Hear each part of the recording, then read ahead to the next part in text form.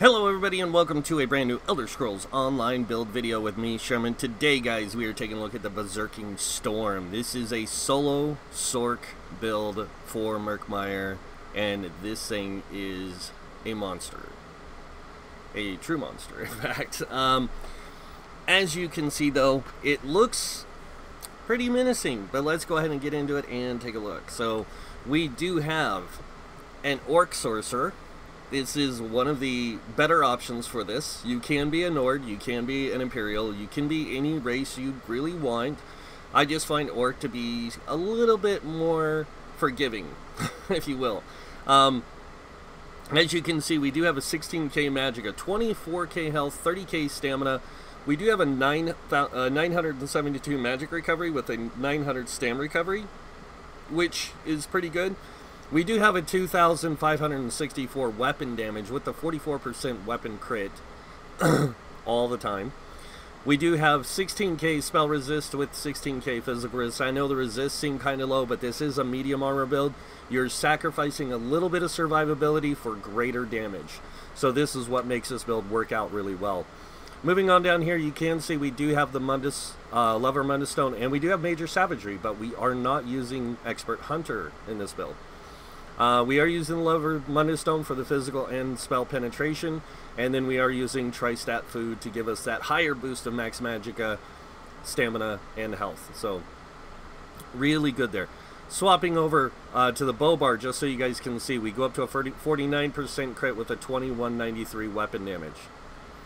Now, going over to the gear and everything else, we are using Tri-Stat Pots. That is the best thing for this, and we are using the Longfin Pasty with Melon Sauce Food. This gives us the most in resources. Now, going over the gear itself. Stormfist, of course, this is the go-to for this type of build. It gives us increased shock. It gives us shock damage every second for 3 seconds, and it does physical damage when the fist closes at 10k. It's incredible. Really powerful set for this type of play. And moving on to the next set. One that's going to throw you for a loop. We are using Two Throw. The reason we're using Two Throw is because it gives us major savagery at all times, really allowing us to use that Tri-Stat Pot to give us resources back when we need them for other things. So, really, really good trade-off here. And then moving on to the last set, we are using Thunderbug. Sorry, I had to use it. After testing it with the Tesla tank, Thunderbug is amazing on Sorc builds, because it procs like crazy. There is another set, a light set you can get. It doesn't give you resistances, but it does do the like hurricane effect, but it's lightning damage, and it's another good set you can use for this kind of a build. But I prefer Thunderbug because it procs like crazy. So, because it can proc every 3 seconds, and it usually does. Alright, so going over the weapons real quick, we are using a two-handed axe. You can use dual wield with this build. That's the other nice thing, is dual wield works really good with this build because it will constantly keep up the Crusher enchant and the Shock enchant, but you don't want to use Crusher and Shock. This is something I learned. So if you're going to use dual wield, use a Hardening instead of Crusher. So we're going to go ahead and enchant this. Oops. Really? We are going to use a Hardening instead of a Crusher. The reason why we're going to use a Hardening is to get an extra shield while we're using dual wield, and it will stay up all the time. Every 5 seconds it will be reapplying to us that hardening shield, and actually it's every 3 seconds because it's infused. So it's really good.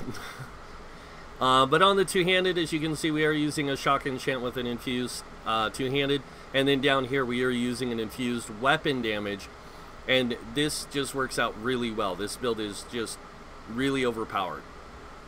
So going over the traits, one of the reasons why we have low resistances is because we are using 3 infused on the large pieces here with Tri-Stats to give us the maximum amount of stats, and then on the smaller pieces we are using Reinforced and Nirnhoned Nerdhoned on most of it, reinforced on the shoulder because it is heavy.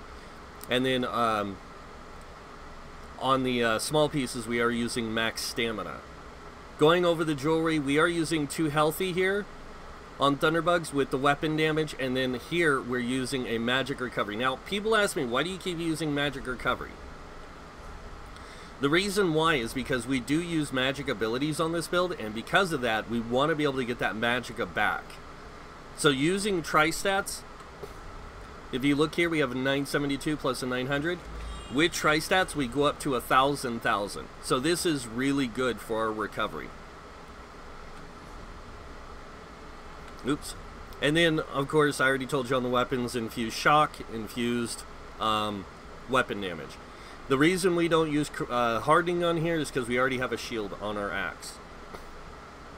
So, moving on, or the two-handed abilities. So, moving on to the skills, guys.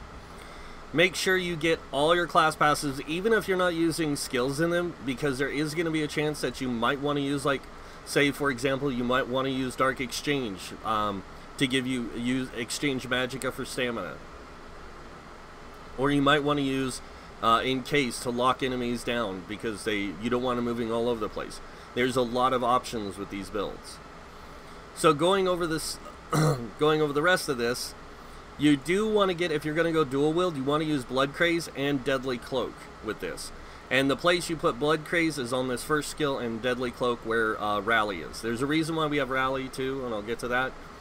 But yeah, use both of these. But make sure you get your two-handed passives. And I did it again. I tested this build without using the passives. That's so funny. But bow, also get all the passives. Because I started this build with dual wield, and then I switched over to two-handed, and I forgot to get the passives. Heavy armor, or the armor passives, light armor, top 3, medium armor, top, or all of them, because you are using the new, and heavy armor, top 3. Moving on to the world skills, make sure you get the soul summons and soul lock. This is very important for a solo build, because if you do die, this will allow you to res without a soul gem, and this allows you to fill empty soul gems, and you will fill a lot of them. Moving on to Fighters Guild, you do want to get all the Fighters Guild passives for this build, and then Mages Guild, just Persuasive Will. We're not using any Sigic Order skills. Moving on to Undaunted, we do want the Undaunted passives, and then make sure you get your racial passives. The reason I also choose Orc for this, they get Swift Warrior, and they get the increased 4% melee damage on their melee attacks. So all their melee abilities get 4% more damage, including on Brawler. Moving on to this, Alchemy, Medicinal Use, 4%, Provisioning, Gourmand, and Connoisseur. Now, going over the skills on the bar, and people are going to ask why this skill on the second skill, but I'll get to that. So, starting with the first skill, we are using Brawler for the damage over time, and, of course, the shield mostly. This allows us for really good survivability. Next ability on our bar, Liquid Lightning. Now, this is the one where people are going to question, why are you using a Liquid Lightning on a stamina character? Because it does good damage. And it's the other reason why we're using the Lever Mundus Stone. So, next up we have Bone Shield, Spike Bone Shield to be exact. This gives us a shield that absorbs damage equal to 34% of our max health. Just so you can see, it's almost a 10k shield. So that with our Brawler will give us over a 10k shield, so that's really good. And then next but not least, we have Rally. We have Rally for one reason, and it's not Major Brutality. It is the heal. Rally offers a really, really great heal. It's very, very powerful heal, because when you use it, when you activate it, it will heal you for so much health, as you can see. It's not a whole lot. But if you need health and you're in a bind, you can activate it again at any time, and it will give you a burst heal. And in a lot of cases, you can almost heal yourself to max with this the longer you let it wear down. So Rally you want to keep up all the time. Next on our bar is Bound Armaments. We have this here because it gives us, while slotted, 8% max stamina, and then our light attack damage is increased by 11%. Now remember, orcs damage increase all melee attack damage by 4%. So all of our light attacks are boosted by 11%. And then on top of that, any melee damage we do, that means our light attacks, our heavy attacks, our brawler, will be boosted by another 4%. So lots of damage output with this. And that 4% also applies to Dawnbreaker. And that's our next ability on our bar. As you can see, 10k damage up front, 10k damage over 5 seconds, and while slotted, it gives us 5% weapon damage. And then, of course, we also have the Fighters Guild here. Passive for Slayers, so we get another 3%, so we actually get 8% weapon damage, along with the Ultimate Gen, and we do get these things here. But these are just for questing, really. Alright, moving on to the back bar. Also, a nice thing about Sorcs is they get 15% reduced ultimate, so this thing only costs us 107. This thing goes off a lot. Onto the back bar. We are using Venom Arrow. I know it's not as good as Poison Arrow, or Poison Injection, but hear me out here, guys. It does do poison damage, does do damage over time, but it's the last effect. If an enemy hit is casting an ability, they are interrupted, set off balanced, and stunned for 3 seconds. On boss encounters, this will set them off balance. So it's really good, especially on a stand build. Next up, we are using Endless Hail for the damage over time. Extra damage, very awesome. This is our next ability. This is where we are getting a majority of our weapon damage. It is also an amazing heal over time, because anytime you deal critical damage, you will heal for 2,805. But because we are an orc, we do get 5% healing done. And we actually get more than that because of our healing received on the orc, and then you get more because of your CP. Next ability in our bar, another AoE, but it's also our buff of our Major Ward, Major Resolve. This boosts those by 5,280 and increases our movement speed by 10%. With being an orc, that's a lot of movement speed. It allows us really good coverage of area really fast, and it allows us to dish out a decent amount of damage.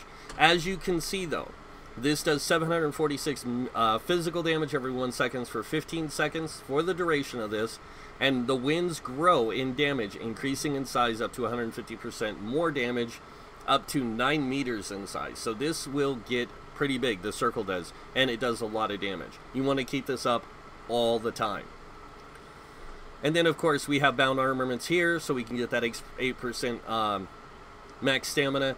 The nice thing about this is also, if you need it, you can cast this and block, and you'll get 36% blocking mitigation on the damage. So, really good. You just got to know how to time it. And then, also on the back bar, moving on to the back bar, we do have Overload. Now, a lot of people don't understand why I have Overload, because now it doesn't give you the third bar. You activate this on the back bar, and this will give you your light attacks 8,351 shock damage with a 15% range bonus, and then your heavy attacks blast enemies in the target area for 9,271 shock damage with a 50% width bonus. So it's got a wide area, and it's only 22 ultimate. But attacks deplete the ultimate until you run out of this ability is toggled off. So, activate, do a lot of damage, turn it off. That's our main ultimate that we use a lot of. Dawnbreaker is really good too. And that is the skills, guys. Moving on now to our CP. Starting with the red tree. Of course, 66 in Ironclad, reducing your damage taken from direct damage attacks by 22%. We have 2 into medium armor focus because I have 2 points left over whenever I do this, so I put it into the physical resistance. Moving on over here, we have 31 into thick skin. This reduces damage taken from damage over time effects by 13%. 56 into hardy, reducing damage taken by physical, poison, disease damage by 12%. And then 56 into Elemental Defender. This reduces damage taken from Flame, Frost, Shock, and Magic damage by 12%. Moving on to the next one, we have 40 into Bastion, increasing our effectiveness of our damage shields by 16%, and then 19 into Quick Recovery, increasing our healing received by 5%. Now remember when I told you orcs get 5% already, so this is actually 10%.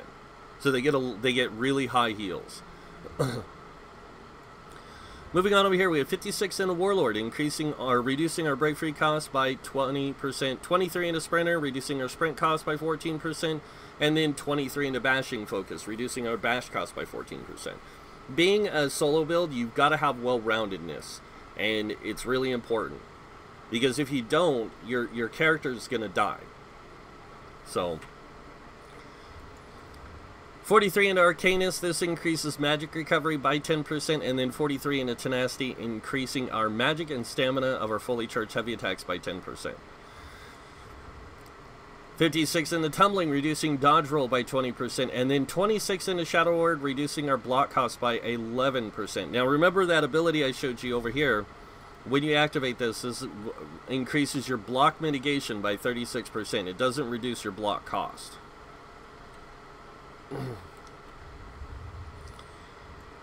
And then moving on to the blue tree, we have 43 into Blessed, increasing healing done by 10%.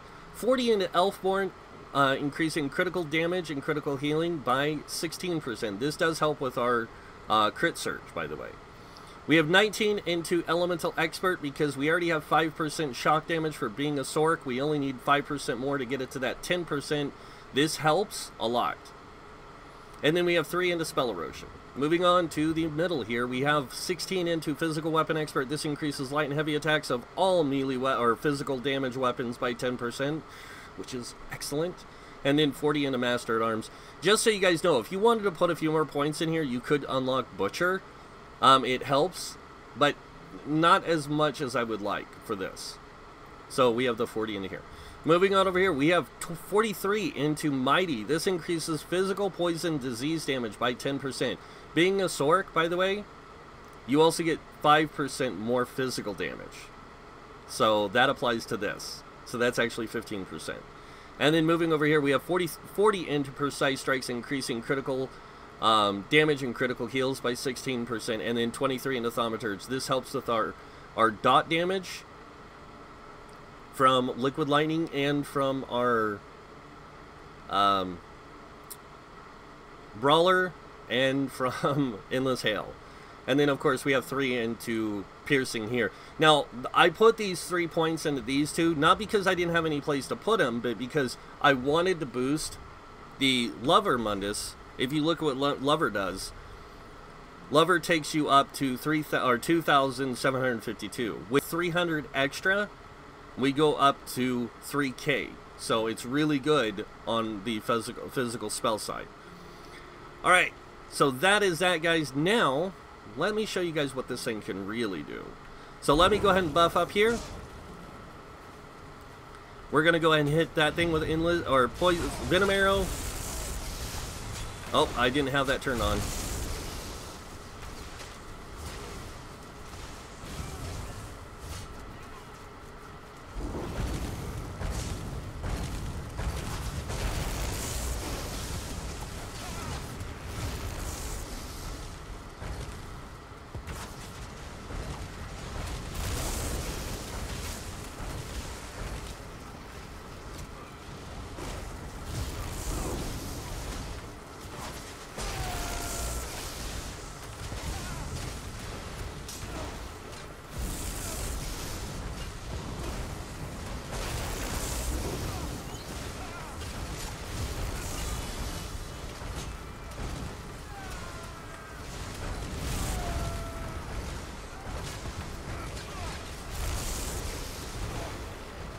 And I didn't have my rally going. Oh my god.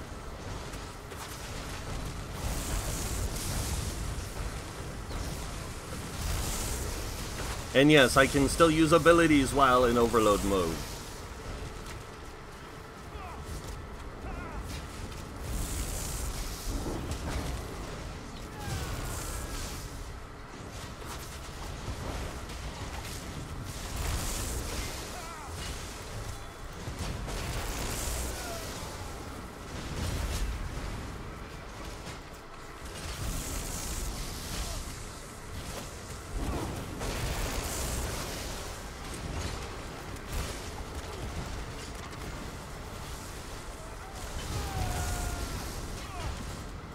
And I'm not going to sit here and kill this guy, even though I can. It's not too bad, or too hard for me to do it with this build.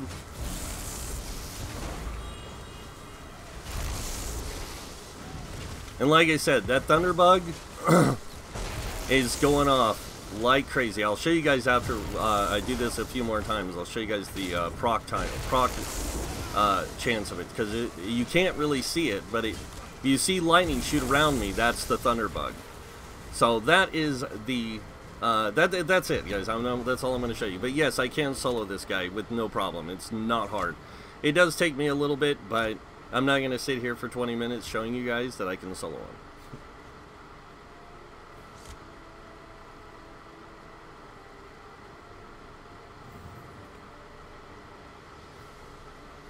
Let me let it say left combat. There we go. Now, to show you guys,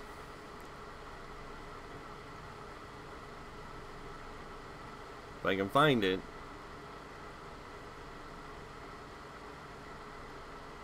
Thunderbug went off 86 times,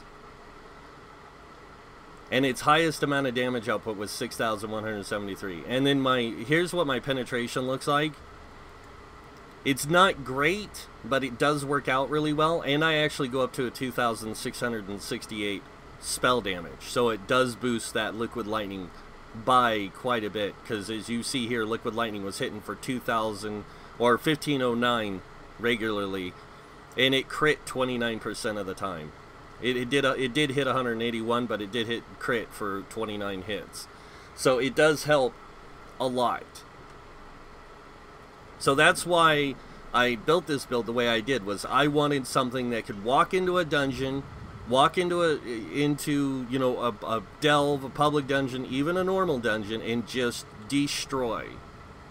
And it really does do that. It's really powerful. It's got really great survivability, and with some minor adjustments, it can be group ready in no time. Because all you have to do, just to let you know, is change these two passives, or these two traits, to stamina. Once you do that, this build would be fine. And that's all you have to change. Because once you change this to stamina, your health will drop. It'll still be around 21, almost 22k. But you could even drop your health even more, put more into max stam, and boost this thing up. You'll have about a 19, 18k stamina with the 16k magicka, but you'll have a much higher max stam. And if you wanted to, you could even go 2 infused here with weapon damage. So there's a lot of options with this build if you really wanted to push the limits of it and get some more stuff out of it, so you could play it in group play. So that is it for the Berserking Storm, guys. I hope you guys like this build, because I'll tell you something. I was amazed at how effective this thing is in Maelstrom Arena, the way it's set up now.